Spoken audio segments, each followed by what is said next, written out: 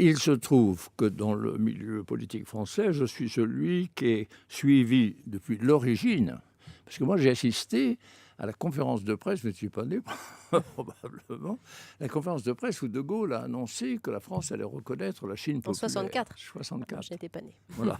Bon. J'étais là, moi, Ouais. assis au... Bon.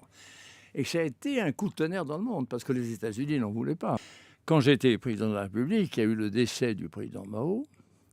Le président Mao avait prévu mon élection, ce qui est d'ailleurs tout à fait étonnant. En 1974, il avait reçu un chef d'État africain. Il lui avait dit que c'était moi qui serais élu président de la République française, ainsi de suite.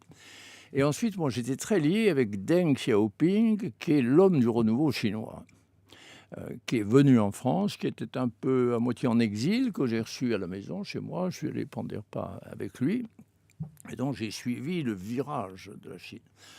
Ce qui veut dire qu'on a non pas un rôle au sens pratique du terme, parce qu'il y a des diplomates, il y a des chefs d'entreprise, et ainsi de suite, mais il y a une espèce de continuité des échanges. Et par exemple, dans toutes les tensions françaises, franco-chinoises, qui ont été malheureuses, notamment sur la période, je ne veux pas le mettre en cause, mais la période de Mitterrand, on a fait 2 ou 3 erreurs de notre côté, c'est-à-dire qu'on n'a pas tenu parole vis-à-vis des Chinois.